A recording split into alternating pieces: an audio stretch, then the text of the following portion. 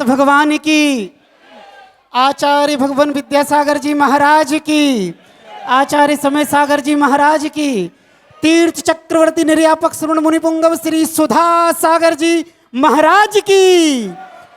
ऐतिहासिक, अभूतपूर्व, अद्वितीय कार्यक्रम जिज्ञासा समाधान का लाभ लेंगे। परम पूज्य गुरुदेव अपनी अमृतवाणी से हमारी जिज्ञासाओं का सहज समाधान देंगे। हे स्वामी नमोस्तु नमोस्तु नमोस्तु। और आज की जिज्ञासा समाधान को प्रारंभ करने के लिए बरणी जी महाराज, गंभीर सागर जी महाराज के चरणों में अनुरोध पूर्वक विनय निवेदन कि अपनी ऑनलाइन जिज्ञासा के माध्यम से कार्यक्रम को प्रारंभ दें। नमिता जैन कोटा से पूछती हैं, पूज्य गुरुदेव के चरणों में कोटेशा नमन।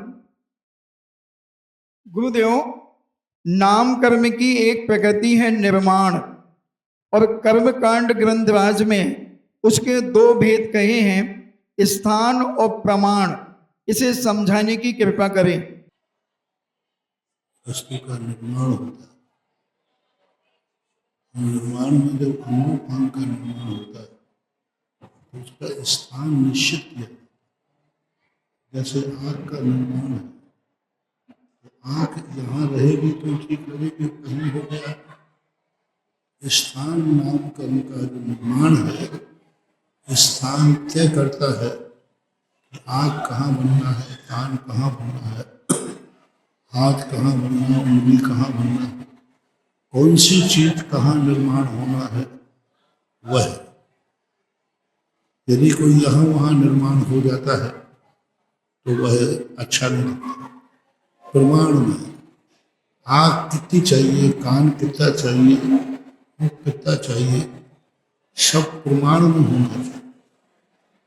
यदि बिना प्रमाण के कोई चीज बनाई जाएगी वह विद्रूप लगेगी, ठीक नहीं लगेगी। इसलिए स्थान और प्रमाण नाम के दो निर्माण नाम कर्म के भेद हैं। विद्या जैन बड़ा गांव धसान से पूछती हैं, पूज्य गुरुदेव के चरणों में कोटिशा नमन।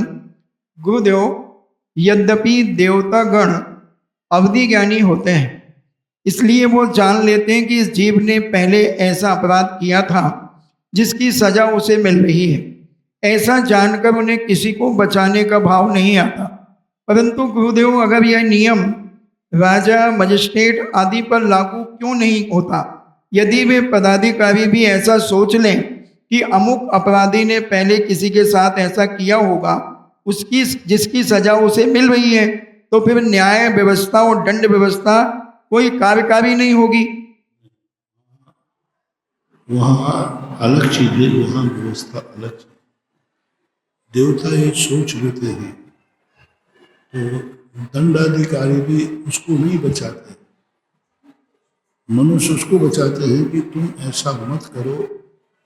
जो अपराध करता है दंड उसको दिया जाता है, लेकिन दंड देने का पर्पस रहता है कि अब कोई दूसरा ऐसा अपराध न कर ले, इसलिए सजा दी जाती है। और उसको सजा इसलिए दी जाती है कि आगे वह अपराध न करे। यदि सजा नहीं दी जाएगी तो पुनः अपराध करे। तो अपराध से बचने के लिए सजा दी जाती है, दूसरे लोग अपराध न करें इसलिए सजा दी जाती है।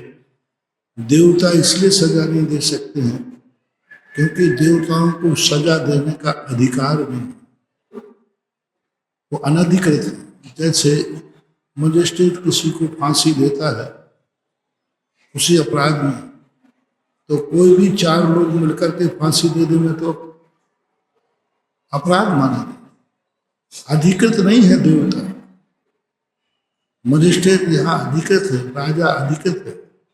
देवताओं के पास ये अधिकार नहीं है क्योंकि उनके आधा कर्म का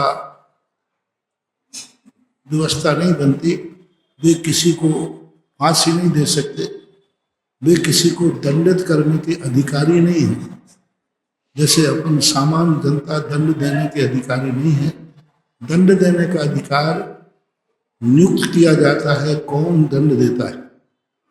ऐसे ही नहीं उठा के रख दिया जाए।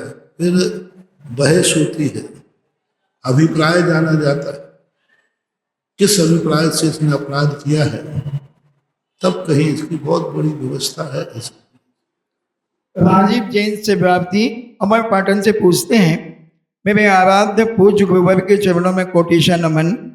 गुरुदेव, 148 कर्मों में से कितने कर्म ऐसे हैं जो नीच गोत्र का बंद करने में कारण होते हैं? जो व्यक्ति पर की निंदा करता है, पर से ईर्ष्या करता है, दूसरे के गुणों को देखकर जलता है, उसको नीचा दिखाने का भाव करता है, उसे नीच गोत्र का बंध होता है। नीच गोत्र का अर्थ है दूसरे को नीचा दिखाने का भाव आ रहा है तो तुम्हें नीच गोत्र का बंध हो रहा है। गुणवानों के लिए निंदा करना कसाय की पराग निंदा प्रसन्न से सद गुणोच्छादनोद भावई नीचे गोत्रश्य। पर की निंदा करना, दूसरों के गुणों को ढांकना और अपने दोषों को उघाड़ना, ये सब के सब नीच गोत्र के बंध के कारण है। सम्राट जैन डोभी बड़ा गांव धसान से पूछते हैं, नमोस्तु गुरुदेव, अनंतानबंदी कसाय की सही आगम युक्त समीचीन परिभाषा क्या है? यदि हम उससे अनंतानबंदी कसाय का बंद हो जाएगा, कृपया कर इसका समाधान करें। अनंतानुबंधी कषाय का अर्थ इतनी है कि जो अच्छे बुरे का ज्ञान नहीं करे। मैं मरूं तो मर जाऊं, उसको मार के रहूंगा। मैं डूबूं तो डूबूं, उसको डुबा के रहूंगा। मेरी बेइज्जती हो तो हो, मैं उसकी बेइज्जती करके रहूंगा। मेरी दुर्गति हो तो मैं उसको दुर्गति करके रहूंगा। मेरी होवे तो हो जाए, उसकी दुर्गति करूंगा। मुझे नहीं तो इसको नहीं, ये अनंतानुबंधी के लक्षण है। ये वस्तु मुझे नहीं मिली तो दूसरे को भी नहीं मिलेगी, ये अनंतानुबंधी। मेरा सम्मान नहीं तो मैं किसी का सम्मान नहीं होने दूंगा। मेरी जहां पूछ नहीं है, मैं किसी को पूछ नहीं होने दूंगा। मेरे लिए कोई कुछ नहीं करेगा तो मैं किसी को कुछ नहीं करने दूंगा। इस प्रकार की जो दशा बनती है, वह दशा अपने को भी वह मिटाने को तैयार हो जाता है। ऐसी स्थिति में अनंतानुबंधी कषाय आती है। वो धर्म को भी मिटाता है, धर्म क्षेत्र को भी मिटा देता है। इसलिए इस पर विचार करना। आइएगा परम पूज्य गुरुदेव के मंगल सन्निधि में जिज्ञासा समाधान का ये ऐतिहासिक कार्यक्रम आज पुनः जैसे समय अपने आप को पीछे खींच लाया है और साक्षात आचार्य भगवान के विग्रह रूप पूज्य निर्यापक श्रवण मुनिपुंगव सुधा सागर जी महाराज हम सबके साक्षात विराजमान है। वैसी ही स्मृतियां जो कभी 2013 में हुआ करती थी, आज परम पूज्य गुरुदेव की मंगल सन्निधि, उनकी चरण रज हमें प्राप्त हो रही है। बेहद अनुकंपा है गुरुवर आपकी। और क्या कहें कि समय इतना अच्छा हो गया है कि मुझे किसी की लाइन याद आती है कि गुरु ही काशी, गुरु ही मथुरा और गुरु ही सारे तीर्थ हैं।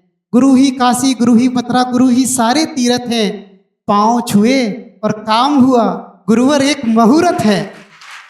आइएगा, मैं इस जिज्ञासा समाधान के ऐतिहासिक अद्वितीय अभूतपूर्व कार्यक्रम जो 120 देशों में 122 देशों में ठीक 6 बजे सुना और देखा जा रहा है, उसके ऐतिहासिक पलों के साक्षी हम सब बनने जा रहे हैं। गुरुदेव के श्री चरणों में नमोस्तु निवेदन के साथ पहली जिज्ञासा के लिए अनुरोध कर रहा हूँ। असीम कालीन भक्ताम्बर विधान मंडल की समस्त सदस्याएं, गुरुदेव ये असीम कालीन भक्ताम्बर विधान मंडल जो ऊपर मुनिसुब्रतनाथ भगवान के संवत्सरण में चल रहा है और ये मंडल द्वारा निरंतर उसमें सेवाएं दी जा रही हैं। आज की ये पहली जिज्ञासा रखेंगे और इसके बाद तैयार रहेंगे श्री सुनील जी जैन सपना कंगल। पूज्य सागर जी, सुधा सागर जी महाराज जी के चरणों में बारंबार नमोस्तु नमोस्तु। एलक जी छुल्लक जी के चरणों में इच्छामी महाराज जी हम सभी की ओर से नमोस्तु। महाराज जी हम सभी है ना भक्तामर विधान कराते हैं और करने और कराने वालों का क्या फल होता है? करने वालों और कराने वालों को सबसे अच्छा तो करना ही श्रेष्ठ है, लेकिन यदि कर नहीं पा रहा है तो करवाना भी श्रेष्ठ है। व्यवस्था करना भी एक उसका अंश माना जाता है, क्योंकि स्वयं कर रहा है और दूसरे को भी करा रहा है, तो उस करवाने के बोनस तो उसको मिलते हैं। नमोस्तु महाराज जी हम सबकी एक ये जिज्ञासा है, क्या चक्रवर्ती को सूतक नहीं लगता है? क्योंकि जिस समय चक्रवर्ती को पुत्र रत्न की प्राप्ति हुई, चक्र रत्न की प्राप्ति भी उसी समय हुई, उसी समय केवल ज्ञान हुआ भगवान को। चक्रवर्ती और राजा जो है उनकी प्रजा ही बेटा है, प्रजा ही घर है। चक्रवर्तियों को राजाओं पर सामान्य नियम लागू नहीं होते, क्योंकि उनका जो प्रजा पालक कहलाता है, पिता को पालक कहते हैं और वो सारी प्रजा का पालक होता है। इसलिए राजा और महाराजाओं को इस प्रकार की नियम की विधि से बहुत ऊपर उठते हैं, क्योंकि उनके पास इतने बड़े दायित्व होते हैं। वो सारी प्रजा के लिए अपना एक ऐसा वात्सल भाव रखते हैं, जो वात्सल भाव उनका परिवार के प्रति भी नहीं देखा जाता ऐसा। जिज्ञासा के लिए अनुरोध रहेगा श्री सुनील जी सपना, और इसके बाद तैयार रहेंगे डॉक्टर नीरज जी जैन। महाराज श्री के श्री चरणों में मेरा और मेरे परिवार और असीम कालीन भक्तामर की ओर से मन वचन काय से आपके श्री चरणों में नमोस्तु नमोस्तु नमोस्तु। महाराज श्री आज जो हमने चौधरी मोहल्ला में बड़े जैन मंदिर पे जो दृश्य देखा, ये समझ लीजिए महाराज श्री हम धन्य हो गए। और महाराज श्री जब आपके हाट चल रहे थे अंकित भैया के, तो लोग नीचे हजारों की संख्या में खड़े हुए थे, लोग बहुत प्यासे हैं महाराज श्री। हम सबकी यही अपेक्षा है और अनुरोध है महाराज श्री कि सबकी प्यास आप यहीं बुझाएं और यहीं चतुर्मास करें महाराज श्री। महाराज श्री मेरी एक बहुत छोटी सी जी महाराज श्री मेरी एक छोटी सी शंका है। हम मनुष्यों की अकाल मृत्यु कहाँ कहाँ नहीं होती है महाराज श्री। और दूसरा एक छोटा सा प्रश्न है, 45वें काव्य भक्तामर जी का क्या महिमा है और क्या उसका मतलब चमत्कार है महाराज श्री, कृपया शंका का समाधान करें। नमस्ते। अकाल मृत्यु जो है भोग भूमिया जीवों की नहीं होती, देव और नारकियों की नहीं होती। तीसरे गुण स्थान में कोई मरता नहीं। निर्वृत्ति पर्याप्त जीव है वो नहीं मरता है। उपशम सम्यक दर्शन के काल में मरण को प्राप्त नहीं होता है। यदि उसने विराधना नहीं की है तो 6 आवली काल को छोड़ करके, तो इस प्रकार के बाकी मनुष्य प्रेमों की कभी भी कहीं भी किसी भी समय अकाल मृत्यु हो सकती है।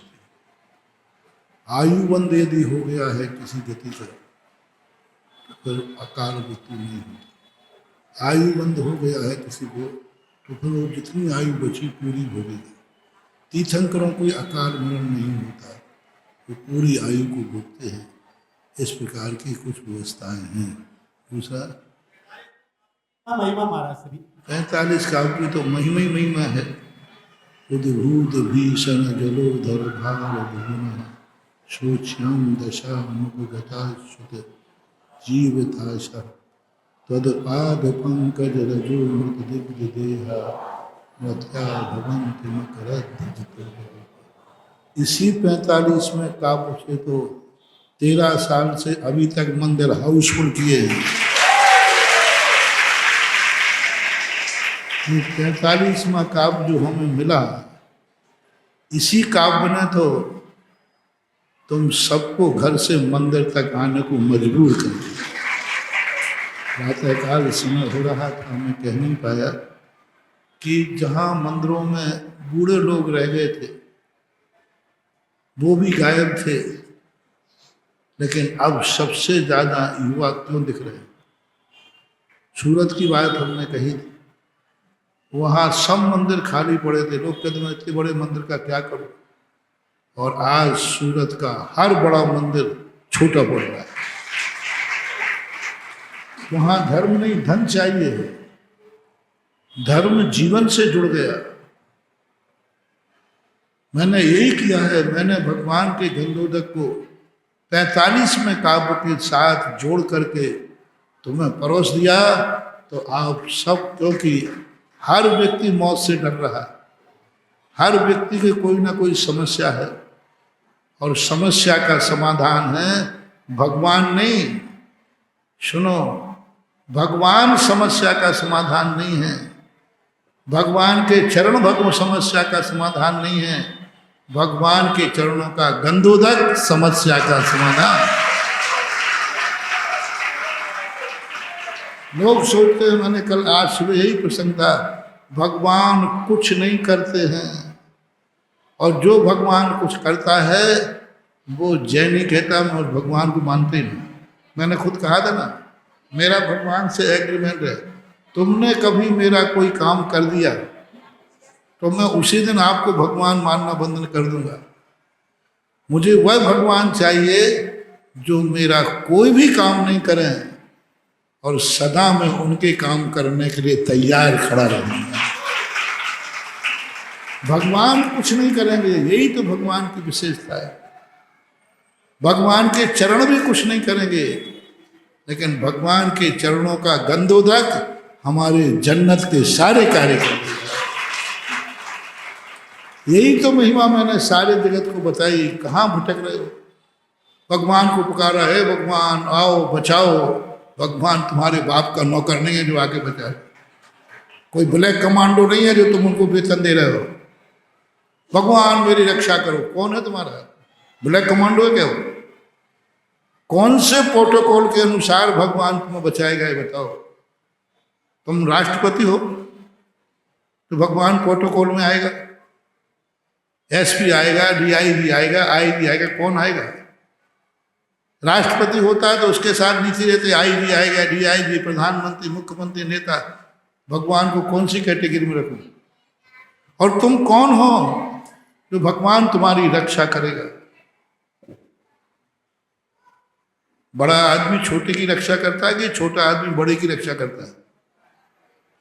राष्ट्रपति बड़ा है कि बॉडीगार्ड बड़ा है? तो राष्ट्रपति बॉडीगार्ड की रक्षा करता है कि बॉडीगार्ड राष्ट्रपति की? तो तुम कौन हो? राष्ट्रपति हो, भगवान को बॉडीगार्ड? वो तुम्हारी रक्षा करेगा? नहीं। यही तो सबसे बड़ी समझने की बात है। यही तो मैंने जनता को समझाया कि भगवान को मत पुकारो, भगवान को पुकारने से बहुत पाप लगेगा। हे भगवान मेरी रक्षा करो।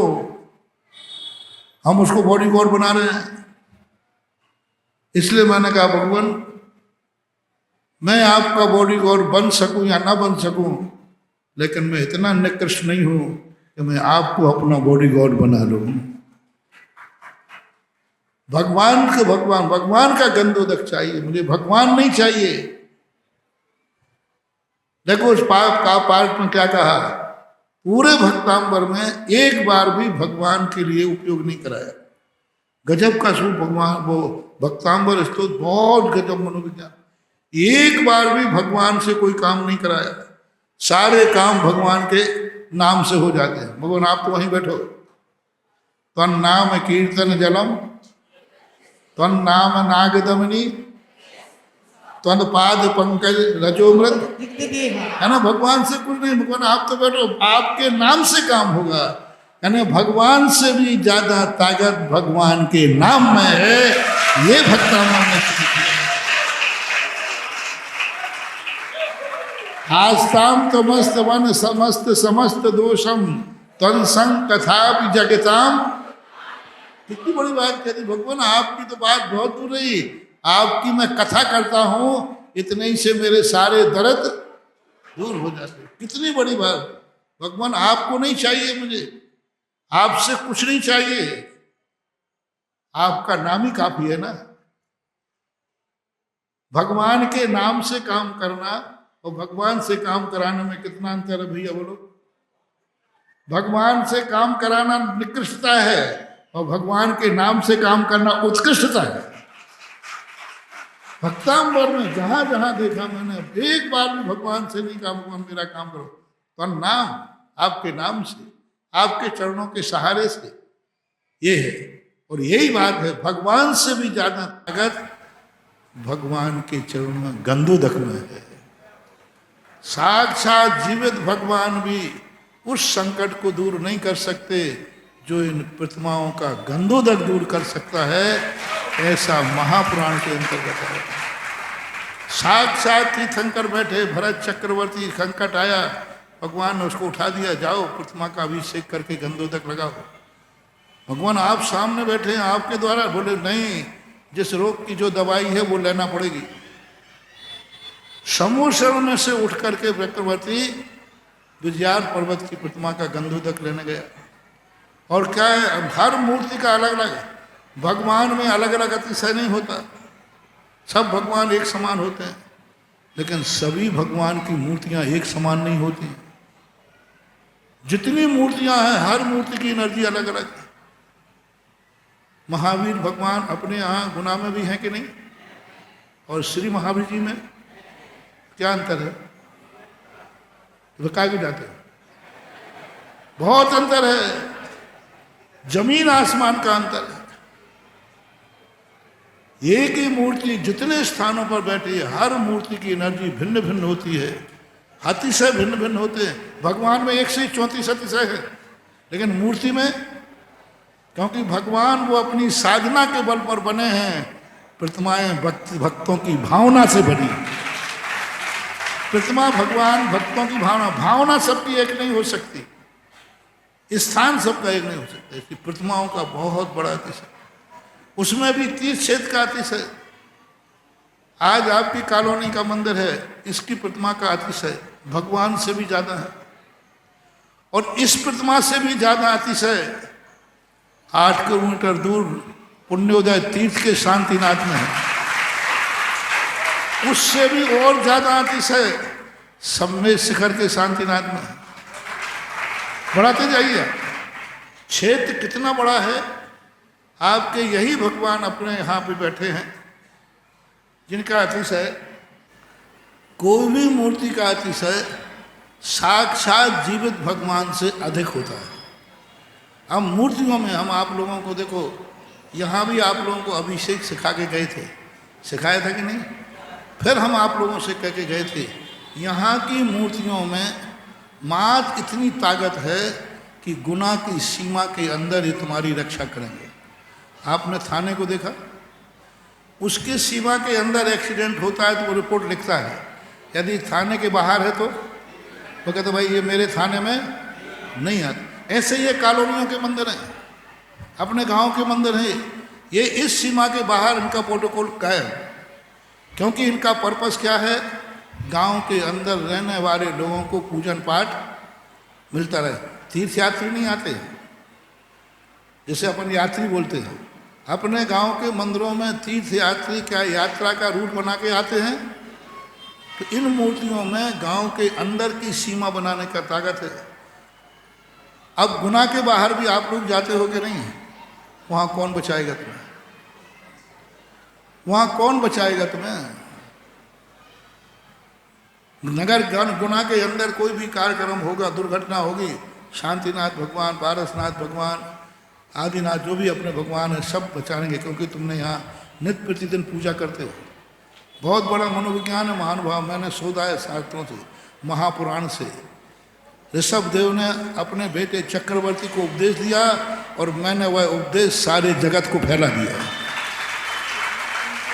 और मैंने अपने भक्तों से हमेशा कहता हूँ, तुम अपने गांव से बाहर मत जाना कभी, क्योंकि तुम नियम में अपने गांव के मंदिर में नित्य नियम पूजा करते हो।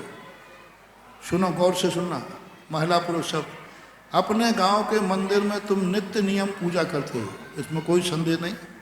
शाम को भी जाते हो, इसमें कोई संदेह नहीं। तुम कभी अपने गुनाह से बाहर मत जाना। जिंदगी गुनाह के बाहर, रिश्तेदारी गुनाह के बाहर करना, व्यापार धंधा गुनाह के बाहर करना, महाराज को भी श्रीफल चढ़ाने जाओ, जब वे गुनाह के अंदर आ जाए तब जाना है। उसके बाहर नहीं जाना, क्योंकि तुम असुरक्षित हो उसके बाहर। कोई तुम्हारी सुरक्षा करने वाला नहीं है। क्या ये चल सकता है आज के युग में? क्या आप त्याग कर सकते हो कि मैं गुनाह के बाहर नहीं जाऊंगा? अनिल बाबू, गुनाह के बाहर का त्याग चल सकता है? अरे और कहीं नहीं जाओगे, लेकिन महाराज के पास तो जाओगे कि नहीं? हाँ, गुनाह के बाहर मत जाना। ओ तत्ता है, एक्सीडेंट है। इसलिए तीर्थ क्यों बनाए गए? घर घर गांव गांव में मंदिर बनाए गए। फिर इन तीर्थों की जरूरत क्या थी? गांव गांव में मंदिर है कि नहीं? कॉलोनी कॉलोनी में है कि नहीं? है सब जगह। फिर इन तीर्थों की क्या जरूरत थी? क्यों बनाए जाते तीर्थ? जब मैंने इसको महापुराण के अंदर पढ़ा, जब ऋषभ देव भरत चक्रवर्ती कहते अयोध्या के मंदिर का अभिषेक नहीं, कह सकते थे वो कि चक्री जाओ अयोध्या में मंदिर में तुम्हारे गृह चैत्यालय अभिषेक करो। अयोध्या के मंदिर का अभिषेक नहीं, क्योंकि ये संकट पूरे आर्यावर्त पर आया है, पूरे आर्यावर्त पे आया है। अयोध्या के मंदिर की कोई मूर्ति में ताकत नहीं है जो पूरे आर्यावर्त का संकट दूर करे। जाओ चक्री, जो पूरे आर्यावर्त का तीर्थ हो, बिरजियार पर्वत की श्रेणी वो तीर्थ कहलाता है, वहाँ का गंधोदक ला के लगाओ। ओहो, मैंने कहा ऐसा खजाना मिला मुझे। जिस दिन मुझे मिला था, जैसे आप लोग कोई खजाना मिल जाए ना, मुझे जब ये चीज़ मिली, मुझे ऐसा खजाना मिला और ऐसा भाव लगा कि सारे भारत के अपने भक्तों को ये खजाना बांट दूँ। बस जभी से मैंने 98 की बात है, तभी से मैं अपने भक्तों से कहता हूँ कि मात अपने गांव के मंदिरों की पूजा श्री करके मत संतुष्ट रहना, क्योंकि आपको बाहर भी जाना है, रिश्तेदारी में भी जाना, व्यापार धंधे भी जाना, यात्रा पर भी जाना। तो आपको एक हफ्ते में एक दिन अपने निकटवर्ती तीर्थ क्षेत्र का गंधोदक जरूर लेना। इसलिए नहीं कि तीर्थों पर तुम भीड़ पहुंचाए, नहीं। मैंने पहले कहा ना मैं तीर्थ का विकास करता हूँ, ना मुझे भगवान से कोई लेना देना है, ना मुझे कोई तीर्थों से मतलब है। हमें तो अपने भक्तों के कल्याण से मतलब है।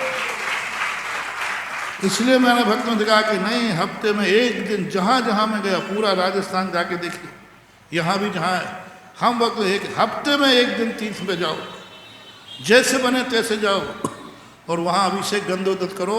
वो पुण्य तुम्हें गुनाह के बाहर की दुर्घटना से बचाएगा। वो पुण्य तुम्हें दुर्घटना के बाहर आएगा, क्योंकि वो तीर्थ किसका है?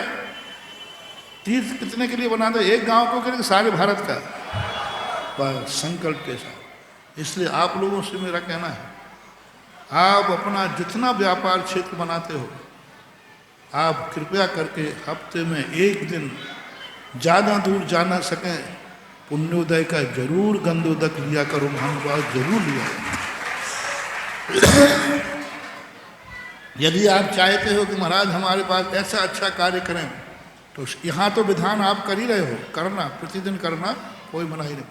लेकिन साल भर में एक विधान आप तीर्थ क्षेत्र में जरूर करो। यह तीर्थ क्षेत्र का विधान तुम्हें वो इज्जत दिलाएगा कि गुनाह के लोग नहीं, गुनाह के बाहर के लोग भी तुम्हारा सम्मान करेंगे। यदि आप विदेश जाते हैं, मैंने पैटर्न बना दिया, लोग कहें महाराज यदि हमारा विदेश से संबंध है, तो मेरा उनसे कहना है कि साल भर में एक बार सम्मेद शिखर की वंदना जरूर करना। किनको कह रहा हूँ?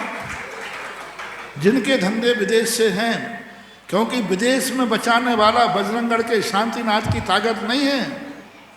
उसको बचाने वाला यदि समुद्र में कोई जहाज डूबेगा, आकाश में कोई जहाज क्रॉस होगा, तो उसमें सम्मेद शिखर का पुण्य ही तुम्हें बचाएगा। साल भर जिनके विदेशों में धंधे पानी हैं, विदेश में साल भर में एक वंदना जरूर करना, और एक छोटा सा विधान सम्मेद शिखर में जाकर के कराना। ये 3 पैटर्न, अपना कॉलोनी, उसके बाद क्या हो गया तीर्थ, और तीर्थ के बाद ये हर मूर्ति का अतिशय अलग अलग है महानुभाव, भगवान से भी ज़्यादा अतिशय है।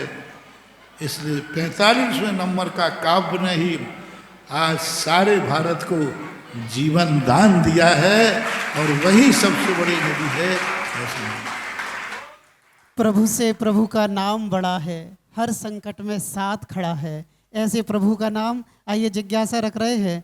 हमारे सिरोंज से जो समाजगण आए हैं, राकेश जी और उनके सभी साथी, मुनि संघ सेवा समिति सिरोंज अपनी जिज्ञासा रखेंगे और इसके बाद तैयार रहेंगे। श्री सुधीर जी जैन अपनी जिज्ञासा रखेंगे और इसी बीच में आप जिज्ञासा रखें।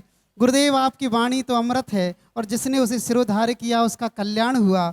आपकी दान की महिमा के फल स्वरूप जो आज सुबह शांति धारा हुई थी, श्री विनोद जी, सुनीता जी, नैना, सुनैना, काजल एवं समस्त चौधरी परिवार अपनी घोषित राशि आज कमेटी को समर्पित करने आ रहे हैं। आ जाएं, कमेटी उनका बहुमान करे और वे राशि समर्पित करें। और इसी के साथ जिन्होंने पहली बोली 2 कलश 51 श्रीफल के साथ, रमेश चंद जी, प्रकाश चंद जी, गुलाब चंद जी, सुशील कुमार जी, अशोक जी, नरेंद्र जी, समस्त रमेश होटल परिवार, जिस परिवार से सारी बहनें प्रतिभा स्थली में हैं, ऐसा परिवार रमेश होटल परिवार, आइएगा, श्रीफल समर्पित कीजिएगा। अध्यक्ष मंत्री जी बहुमान कीजिएगा और सिरोंज समाज अपनी जिज्ञासा रखिएगा।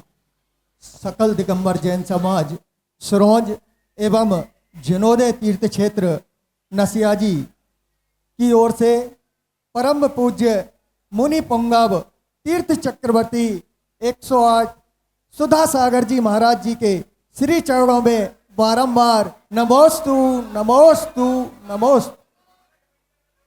एलक जी एवं क्षुल्लक जी के चरणों में इच्छामि इच्छामि इच्छामि। हे गुरुदेव, सकल दिगंबर जैन समाज सिरोंज लगभग 37 वर्षों से आपके चतुर्मास के लिए प्रयासरत है। सन 1988 में आप सिरोंज नगर में आए थे।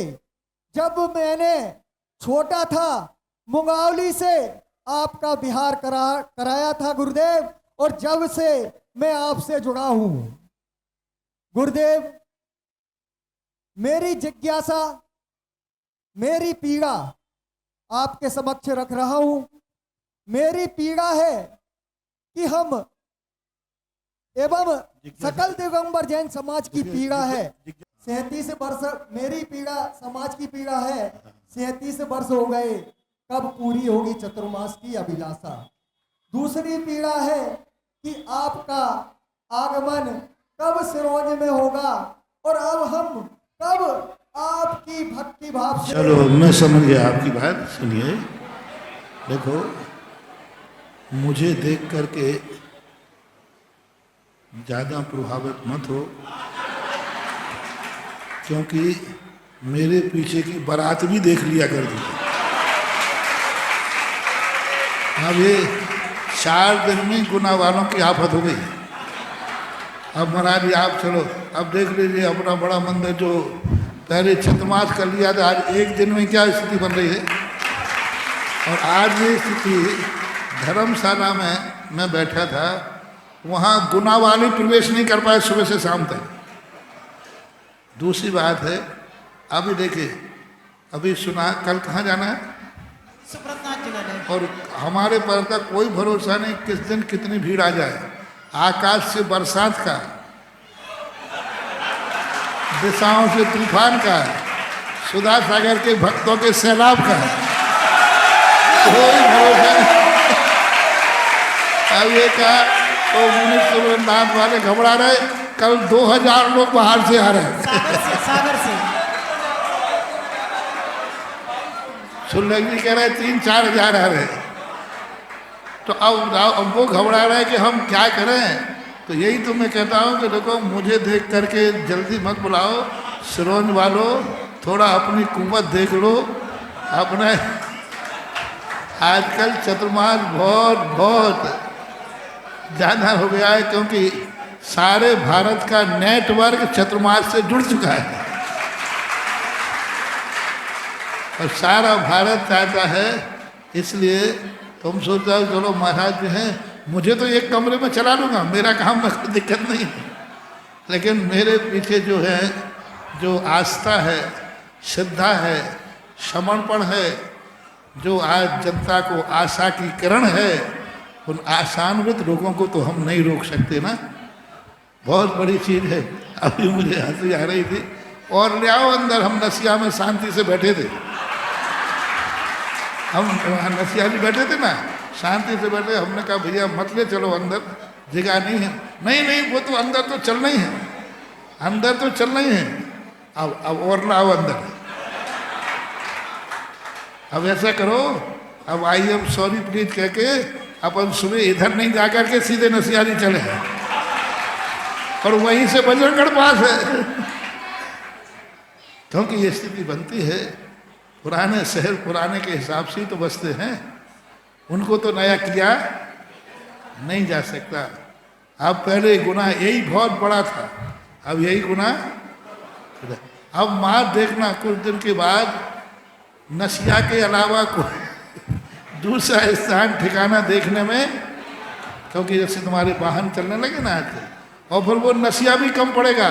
फिर आगे क्या है, पुण्योदय तीर्थ क्षेत्र है। यही स्थिति है। आपकी भावनाएं जान रहे हैं, आपका हर व्यक्ति की भावना है, हर व्यक्ति का दुख है। मुझे ये बता दे वे, भारत में वोटें डलवा दो, कौन चतुर्मास नहीं चाहता है? गुना वाले सब चाहते हैं। अपनी हिम्मत देखो श्रोन वालों, अभी जरूर तुम्हें अच्छा लग रहा है। चातुर्मास बहुत कठिन हो गया, बहुत लंबा चौड़ा हो गया। उसके लिए छाती 56 इंच की काम नहीं करेगी, 96 इंच की चाहिए।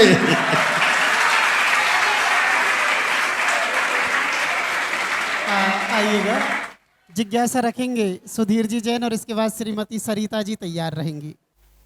मंच पर आसीन सिद्धशिला पर विराजमान होने वाले भावी सिद्धात्माओं के चरणों में नमन करते हुए, हे गुरुदेव, मेरी एक जिज्ञासा है महाराज जी, भरत चक्रवर्ती से संबंधित। भरत चक्रवर्ती जी 6 खंड के राजा होते हैं, तो उन 6 खंडों का नाम क्या है? और अगर वो वर्तमान में हैं तो उनकी सीमा कहाँ तक, मतलब अभी होते तो कहाँ तक होते हैं उनका राज? और भरत बाहुबली कहाँ से मोक्ष गए हैं? और एक महाराज जी थोड़ी सी, भरत चक्रवर्ती की 96,000 रानियाँ होती थी, तो वो 96,000 रानियों को वो मैनेज कैसे करते थे? हर रानी के साथ कैसे रहते? मतलब हम तो एक ही नहीं कर पा रहे। नमस्ते महाराज जी। भरत चक्रवर्ती के जो, सुनो मैं बता देता हूँ। मुझे मालूम है ये आरोप भरत चक्रवर्ती के समय भी भरत चक्रवर्ती को लगा था। एक जब भरत चक्रवर्ती खुद जिंदा थे, उस समय नगर में एक पत्नी थी जिसकी, वो प्रतिदिन झगड़ा होता था, राग देख होते, तो वो अपनी पत्नी को डांट रहा था कि मेरी एक पत्नी में ये हालत है तो चक्रवर्ती की क्या हालत हो रही होगी। ये समाचार मंत्री ने चक्रवर्ती को दिया, तो चक्रवर्ती ने उसको बुलाया, बोले भैया तू बहुत समझदार है जो मेरी चिंता कर रहा है, मेरी चिंता कर रहा है, तू अपने जैसी चिंता देख करके मेरी चिंता, उसका क्या होता है। वो एक शेर आता ना, मेरे पर उंगलियां उठाने वाले मुझे बहुत अच्छे लगते हैं, मेरे पर उंगलियां उठाने वाले मुझे बहुत अच्छे लगते हैं कि वे खुद से ज़्यादा मेरा ध्यान रखते हैं।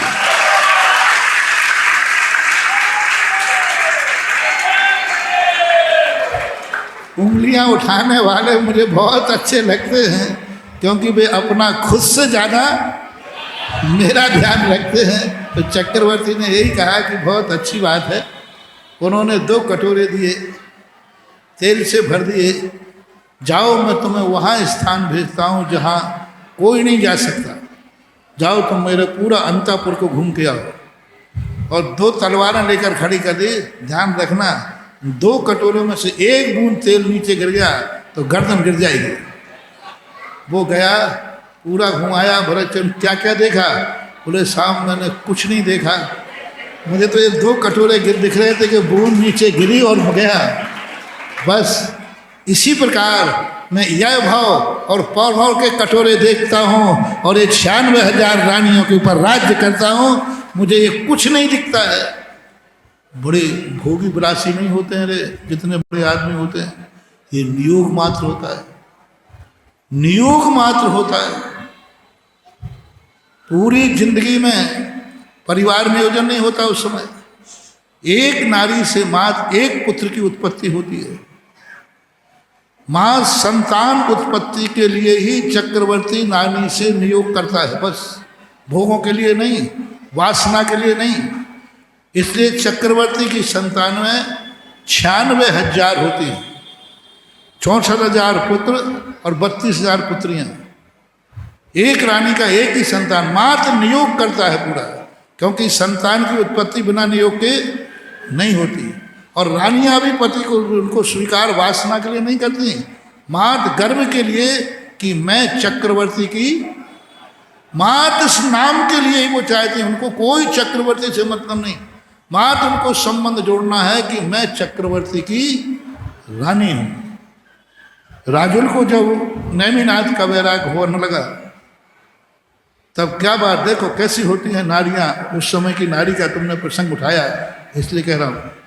राजुल से जब कहा, बोले राजुल, परिवार वालों ने सबने, अभी तुम्हारी शादी नहीं हुई है, बारात लगी तो थी, क्या बिगड़ गया, जाने दो, बहुत सारे मिल जाएंगे। क्या बोलती है राजुल, विवाहित होकर जिंदगी भर जीना मेरे लिए कोई काम की नहीं है, नेमिनाथ की मंगेतर रह करके मर जाना मेरे लिए श्रेष्ठ।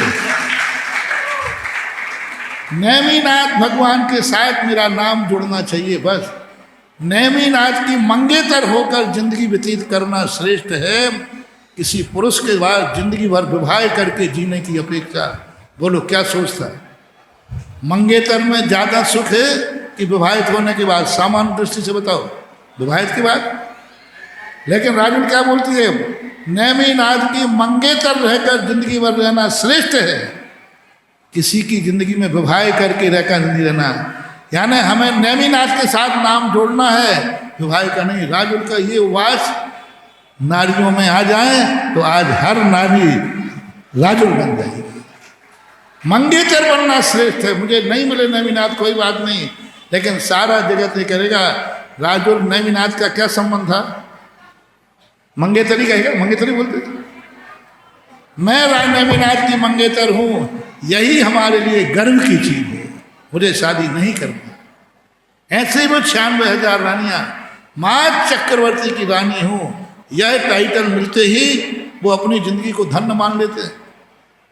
उनको ये जो वर्णन वर्णन आता है, ये तो काव्य ख्याति है भोग विलासता का, नियोग मात्र होता है। जल से भिन्न कमल रहते हैं। भरत चक्रवर्ती का जल से भिन्न कमल है, उसको आज तक सुनो, तुम एक रानी में भी पता नहीं क्या करते हो।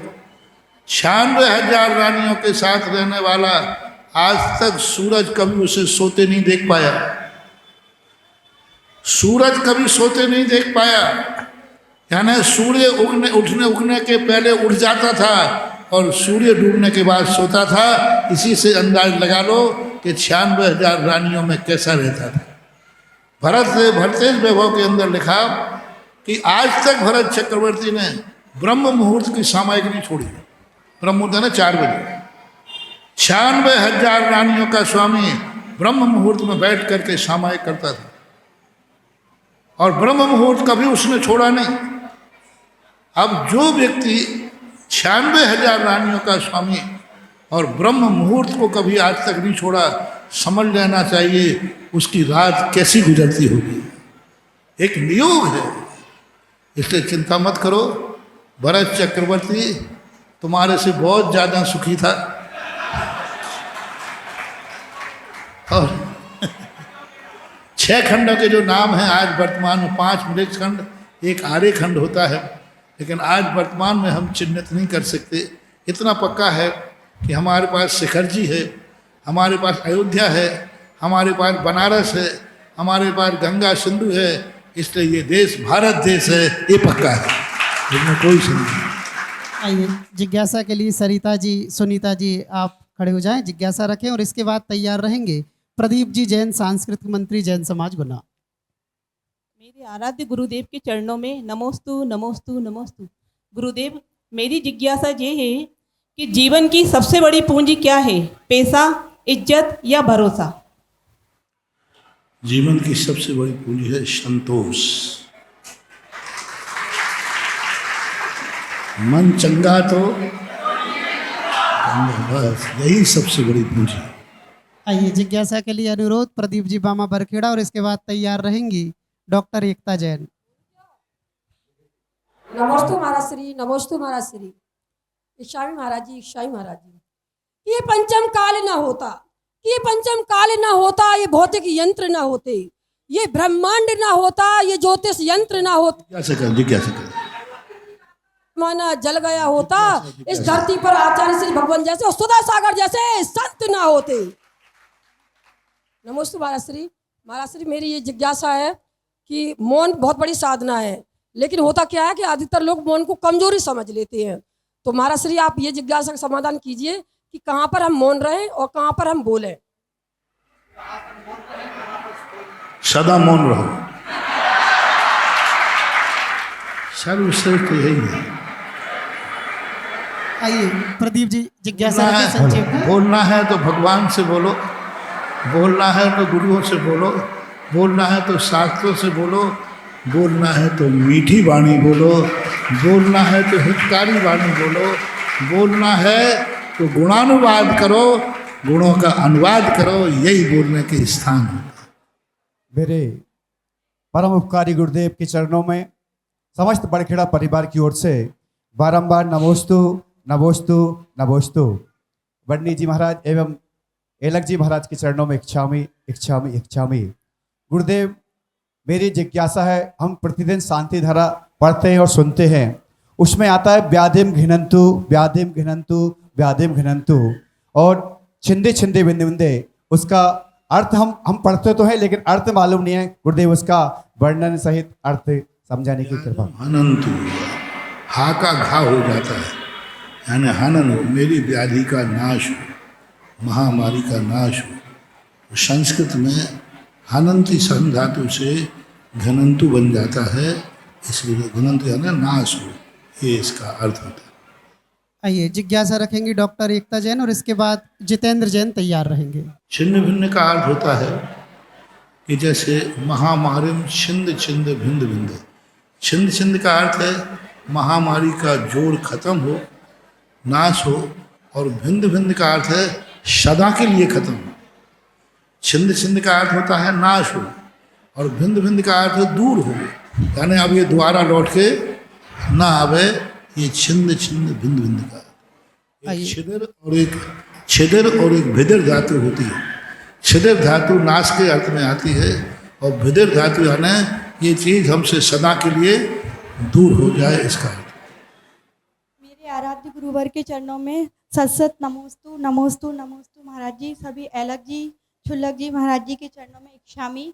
महाराज जी, मेरी जिज्ञासा है कि तब कल्याणक के दिन जब भगवान जी का दीक्षा हो जाती है, फिर दूसरे दिन केवल ज्ञान होता है, तो उससे पहले भगवान को काजल जो लगाया जाता है उसका क्या महत्व है? कोई महत्व नहीं, वो मात्र एक श्रद्धा है, आस्था है। आगम में इसकी कोई चीज़ नहीं। कुछ चीज़ें होती हैं ऐसी जो श्रद्धा और व्यवहारिक रूप में आ जाते हैं। आगम में ऐसा कोई भी उसका कोई लॉजिक नहीं है। एक श्रद्धा है, श्रद्धा के अतिरेक में कुछ भी होगा। आइए जितेंद्र जी बहुत संक्षेप में जिज्ञासा रखेंगे और सुनील जी मुरानिया तैयार रहेंगे। पूज्य गुरुदेव के चरणों में मेरे और मेरे परिवार की ओर से और पाशनाथ आरती मंडल की ओर से बारंबार नमोस्तु नमोस्तु नमोस्तु। महाराज जी, मेरी जिज्ञासा ये है कि बिना गुरु और भगवान के बिना भी नियम पालन किए जा सकते हैं क्या? छोटे मोटे नियम कर सकते हैं। आइए जिज्ञासा सुनील मुरानिया रखेंगे और नहीं है तो कोटा से जो डीवी ठग माडलगढ़ से हमारे बीच में एक छोटी बिटिया है, वो अपनी जिज्ञासा रख रही है। हाँ, जब तक बेटी आप रख दो। बारंबार नमोस्तु नमोस्तु नमोस्तु। सारे शल्लक जी एलक जी को मेरा बारंबार इच्छामी। सारे भैया जी को मेरी वंदना। सब जानते हैं हमारे बीच बैठे हैं एक जिनशासन के शेर, पर वो सिर्फ शेर नहीं, जैन धर्म की शान भी है। नमोस्तु महाराज जी। महाराज जी, मेरा प्रश्न ये है कि ऐसी क्या भावना भाव जिससे मैं बहुत सारा दान दे सकूं? नमोस्तु महाराज जी। अच्छी भावना करो, बहुत बढ़िया। ठीक है, चलिए। हाँ, आइए सुनील जी जिज्ञासा, इसके बाद ब्रह्मचांडी रूबी दीदी तैयार रहेंगी। हेलो, नमोस्तु महाराज जी, नमोस्तु। महाराज जी मेरी जिज्ञासा ये है, ये क्षुद्रक भव क्या होते हैं? क्षुद्रक भव क्या होते हैं? एक इंद्रिय से लेके पंच इंद्रिय में जो क्षुद्रक भव होते हैं वो क्या होते हैं? क्षुद्रक भाव नहीं, क्षुद्रक भाव। क्षुद्रक भव, क्षुद्रक भाव है ना छोटा भाव। सबसे कम आयु जिसकी होती है उसको क्षुद्रक भाव बोलते हैं। आइए ब्रह्मचारिणी रूबी दीदी। बोलिए आचार्य परमेष्टि भगवान श्री विद्यासागर जी महामुनि राज जी की, निर्यापक श्रवण मुनि श्री सुधासागर जी महाराज जी की, मंचासीन श्री एलक जी छुल्लक जी के चरणों में इच्छामी। महाराज जी 2016 से यहाँ पर हम आचार्य श्री जी के आशीर्वाद से हथकरघा संचालन कर रहे हैं और आचार्य श्री जी को यहाँ से संबंधित हथकरघा की प्रत्येक जानकारी देते रहे। लेकिन महाराज जी हम लोगों का एक कर्म का उदय रहा कि हम लोग हथकरघा तो यहाँ संचालित करते हैं, लेकिन यहाँ का 90% व्यक्ति जो भी हमें मिलता है, कभी हमारी स्टॉल लगती है तो ये कहता दीदी हथकरघा गुना में कभी संचालित हुए थे, बंद हो गए। और हम ये बात हर बार आचार्य श्री जी को बताते थे कि आचार्य श्री जी गुना की समाज का हर व्यक्ति चाहे डोंगरमगढ़ हो चाहे जहाँ भी एक ही बात कहता है, गुना में हथकरघा बंद हो गए। तो हम आचार्य श्री जी से एक बात कहते थे कि आचार्य श्री जी एक बार गुना चलो, आपने मुंगौली तो चल दिए, कर्म का उदय रहा। आचार्य श्री ने मुंगौली में हम लोगों को आश्वासन दिया था कि अब यहाँ से थोबन जी 1 महीने का प्रवास, फिर अशोकनगर और गुना, लेकिन आचार्य श्री जी नहीं आ पाए महाराज जी। और कई परिस्थितियाँ हथकरघा में ऐसी होती हैं कि यहाँ हम लोगों ने 50 हथकरघा भी एक साथ संचालन किए और गुरुजी ने कभी कह दिया कि अभी 5 करो, अभी दूसरा काम कर लो, तो हम लोग कभी कभी 5 भी संचालित करते हैं और कभी 50 भी करते हैं। और हम लोगों में इतनी कुव्वत है कि हम 5000 भी कर सकते हैं। लेकिन महाराज जी ये बताइए कि आचार्य श्री जी कह गए थे कि गुरु और गुरु के कर्तव्यों में से आपको यदि गुरु और गुरु के कर्तव्यों में से यदि कोई चुनना पड़े तो गुरु के दिए हुए कर्तव्य चुनना। महाराज जी आचार्य श्री जी ने नियम दिया था कि सोशल मीडिया आपको चलाना नहीं है, किसी जेंट्स को अंदर आने नहीं देना। अब हम लोग कैसे प्रचार प्रसार करें कि गुना के लोगों को पता चल जाए कि यहाँ 11 साल से कंटिन्यू हथकरघा चल रहा है और बहुत अच्छे से चल रहा है और 2024 तक आचार्य श्री जी की पल पल जानकारी में चल रहा था। और आगे भी आचार्य श्री जी जो हम लोगों को एक बड़ा लक्ष्य दे के गए थे, हम उसी अनुरूप काम कर रहे हैं। हमने लाइन से हट के कभी काम नहीं किया। समझ गया मैं। देखो, एक बार एक राजा भटक गया तो एक जंगल में पहुंचता है, बहुत भूखा था। तो वहाँ के एक बेलनी ने खिचड़ी मानो और बीच में एक गड्ढा कर दिया, उसमें रख दिया घी। अब राजा को वो खिचड़ी तो पसंद नहीं, घी आ रहा था, तो बार बार वो घी के पास की खिचड़ी उठावे वो घी था गरम, तो हाथ यूँ करे। तो माँ जी बोली कि लगता है तुम भी राजा विक्रमादित्य जैसा मूर्ख है। अब वो खुद ही विक्रमादित्य था। बोले माँ जी विक्रमादित्य क्यों? कि वो भी हमेशा दुश्मन की राजा की राजधानी पे आक्रमण करता है, इसलिए हार जाता है। उसको धीरे धीरे गांव से प्रवेश करना चाहिए तो पहुंच जाएगा। इसलिए गुना पे अटैक मत करो, मुंगावली पे पर ही ठीक है, वहाँ से अटैक करो तो धीरे धीरे गुना में अपने आप। बड़े लोगों को, बड़े शहरों को कभी पहले नहीं छेड़ना। आसपास के गांवों पर पहले कब्जा करो। बड़ा शहर अपने आप अपाहिज हो जाएगा, क्योंकि बड़ों की दम क्या होती है। इसलिए क्योंकि बड़े शहरों का सोच बहुत आगे का होता है, उनके कार्य बड़े होते हैं, उनके सोच बड़े, उनका बहुत बड़ा होता है। लेकिन छोटे छोटे गांवों से जब व्यक्ति आता है, हमेशा देखना शहर में किसी चीज़ का निर्माण नहीं होता। निर्माण कहाँ होता है और बिक्री कहाँ होती है? शहर में। इसलिए चिंता मत करो, तुम जहाँ से चल रहे हो वहीं से धीरे धीरे इतनी सुगंधी बिखेरो, इतनी सुगंधी बिखेरो कि गुना वाले खुद मुगावली जाके पहुँच जाए कि हमारे लिए माल दो। मेरा सिद्धांत तो यही है। मैं कभी ना किसी के बाद जाता हूँ और न किसी को बुलाता हूँ, लेकिन सुगंधी ऐसी बिखेरता हूँ कि लोग अपने आप जहाँ रहता हूँ वहाँ आ जाते हैं। इसलिए खबर देने की ज़रूरत ही नहीं, खबर तो अपना गुण, अपनी चर्या, अपना स्वरूप, कस्तूरी को बोलने की ज़रूरत नहीं है कि इसमें सुगंधी है, वो अपने आप बोलेगी, यही है। और बढ़िया मेहनत कर रहे हैं। अभी मुगावली में गया, देखा बहुत अच्छा हथकरघा चला रहे हैं, बहुत 21-25 हथकरघा गांव-गांव बांट रहे हैं, तो चलाना चाहिए, बहुत अच्छा। आइए अजय जी जिज्ञासा रख रहे हैं, इसके बाद अंतिम जिज्ञासा प्रियंका जी वाणिज्य कर विभाग तैयार रहेंगी और उसके बाद आरती की ओर। Hello hello. गुरुवर नमोस्तु नमोस्तु नमोस्तु। शनिवार मंडल पुण्योदय तीर्थ की तरफ से भी नमोस्तु नमोस्तु नमोस्तु। मेरी छोटी सी जिज्ञासा है गुरुवर, बजरंगगढ़ का बड़ा मंदिर तो धन्य धन होने जा रहा है, हो गया है, लेकिन बजरंगगढ़ में 2 और मंदिर है, वहाँ पर दर्शनार्थियों की संख्या कैसे बढ़ाई जाए और कैसे उनका विकास हो, ये क्या उनमें क्या होता है, हमेशा तुम ग्राहकों को बुलाना चाहते हो, तुम ग्राहकों को बुलाना चाहते हो, तो तुम शोरूम अच्छा नहीं करना चाहते। और मेरा कहना है ग्राहकों को मत बुलाओ, शोरूम अच्छा कर दो, ग्राहक अपने आप चलाए। उन 2 मंदिरों के अंदर मैंने कई बार प्रयास किए, कई बार सोचा, जिस दशा में है तुम लाख उपाय करना, तुम भी जाओगे तो तुम भी नहीं दर्शन करना जाओगे। उनके शोरूम को बदलना पड़ेगा। आज बजरंगगढ़ ख्याति को प्राप्त हो रहा है, आज बोलो उसका कितना शोरूम का आइडिया बदलना पड़ा, कितना शोरूम बदलना पड़ा।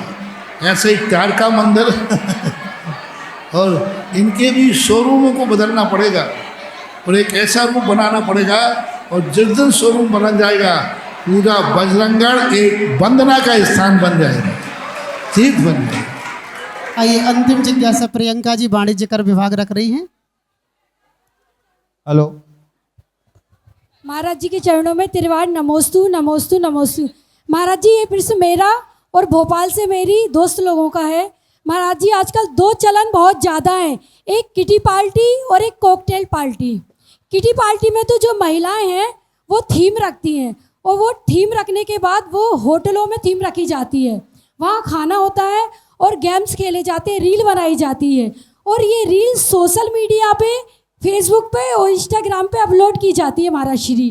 तो इसका आगे क्या परिणाम होगा और हम किटी पार्टी कैसे करें महाराज श्री? आजकल किटी पार्टी तो बोलना खतरा है महिलाएं। उन्होंने महिलाओं को एक बार मैंने बोला तो सारी महिलाएं आ गई, ओम शांति। तो आए बोले महाराज जी हम लोग फिर कहाँ जाएं, क्या करें, आप बताइए मैं कहाँ जाऊँ। बड़े जोर से बोले। मैंने 2 दिन का समय मांगा उन्होंने, मैंने 2 दिन का, मैंने 2 दिन बाद बताऊंगा। उसी के लिए मैंने शाम को भक्तांबर आरती रख दी मंदिरों में, और मैंने ऐसे ऐसे कार्यक्रम मंदिरों में दे दिए कि आप लोग अपना समय सामूहिक रूप से भगवान की भक्ति में निकालो। अखंड भक्तांबर रख दिया बड़े बड़े शहरों में। जब भी तुम्हें समय मिले ललितपुर में जाइए, 24 घंटे महिलाएं किट्टी पिट्टी पार्टी भूल गई। जब भी उनको समय मिलता है तुरंत मंदिर में जाते हैं और भक्तांबर में बैठ जाते। 7 लोगों के झगड़े खत्म हो गए, थोड़ी कहा सुनी हुई और सांस उठती है और सीधे भक्तांबर में पहुंच जाती है। जब तक आती है बहू ठंडी मिलती है, ऐसे ही बहू उठती है, जब जासूर जाती है मनस्तान में जाके बैठ जाती है। तो कोई ना कोई कन्वर्ट करना पड़ेगा, हम किसी भी आगे। हाँ, फिर उसके बाद दूसरा कार्य दिया कि वे कैसे करें, तो हमने 12 वर्षीय कोर्स दे दिया। 12 वर्षीय पाठ्यक्रम ऐसा है महिलाओं को, जो इसमें एडमिशन ले लेगा किट्टी भी भूल जाएगा, पिट्टी भी भूल जाएगा और सिट्टी पिट्टी बंद हो जाएगी। 12 वर्षीय कोर्स, कितनी महिलाओं की किट्टी पिट्टी पार्टी बंद हो गई। 12 वर्षीय कोर्स ऐसा है। अभी सबसे ज़्यादा तुम्हारे बांसपूछ कॉलोनी में देखिए, सबसे ज़्यादा 50-80 महिलाएं 12 वर्षीय कोर्स कर रही हैं। गुना के हर मंदिर में मेरा कहना है महिलाएं 12 वर्षीय कोर्स में एडमिशन शुरू करें, यही तरीका है। वैसे हम रोकेंगे तो नहीं रुकने वाले, उनको दूसरा कन्वर्ट करना पड़ेगा। तो 12 वर्षीय कोर्स जो आपके लिए चलाया गया है उसमें आप एडमिशन ले लीजिए, तो अपन इन पार्टियों से बच जाएंगे। अन्यथा समाज जहाँ जा रही है वो तो जाएगी, उनको लौटाने के लिए हमें कोई ना कोई अल्टरनेट देना पड़ेगा। गुरुदेव, वैसे तो अंतिम जिज्ञासा थी। एक माताजी हैं, ये नेत्रहीन हैं, पर भक्ति ऐसी कि प्रतिदिन दोनों टाइम मंदिर आती हैं। ये जिज्ञासा रखना चाहती श्रीमती मुन्नी देवी जी। नमोस्तु महाराज जी, नमोस्तु। इच्छामी महाराज जी, इच्छामी महाराज जी। मैं दर्शन नहीं कर पाती भगवान के, गुरु के, मेरी भावना रहती है। बहुत अच्छी भावना है। आप कल ही मैंने प्रवचन में कहा था, नेत्र वाला जो दर्शन करता है उससे ज़्यादा पुण्य जिसके नेत्र नहीं है वो दर्शन करता है तो उसकी पुण्य ज़्यादा है। पैरों वाला मंदिर आता है वो पुण्यवान नहीं है। जो पैरालिसिस विकलांग है वो खुचड़ करके मंदिर आता है, वो बहुत बड़े पुण्य की बात है। तो मंदिर जाने के लिए चाहे दर्शन हो या नहीं हो, जाने का जो भाव है यही तुम्हारे पुण्य का कारण है, और एक दिन यही तुम्हारे लिए नेत्रवान बना देगा। एक भाव नहीं सही, अगले भाव सही, लेकिन आप अपना दर्शन करते रहें। महाराज व्रत दे दो मुझे, व्रत है कोई व्रत लेना महाराज जी। हाँ, व्रत ले लेना अपनी सुविधा से जो मिल जाए। 12,112 रुपये, 12,112 रुपये एक बार, 2 बार, 2.5 बार, 2.25 और 21,121 रुपये। 21,121 रुपये एक बार, 21,121 रुपये 2 बार, 21,121 रुपये 1, 2, 2.5, 2.25 और ये पूरे 3 बार। ये मंगल सौभाग्य जिन्होंने प्राप्त किया है श्रीमती सुशीलाबाई, अशोक जी, राजकुमार जी, विवेक जी, आनंद जी, विकास जी, ठौरा परिवार संधारा वाले कोटा, चतुर्दशी शांति धारा परिवार को ये मंगल सौभाग्य प्राप्त हुआ है। उनके मंगल भावों की अनुमोदना। आइए, और आरती के ठीक बाद बरणी जी महाराज के यहाँ प्रवचन होंगे, आप उसका भी पुण्य लाभ अर्जित कीजिएगा। और अब हम प्रारंभ करते हैं गुरुदेव की आरती जो भव से तारती। आइएगा।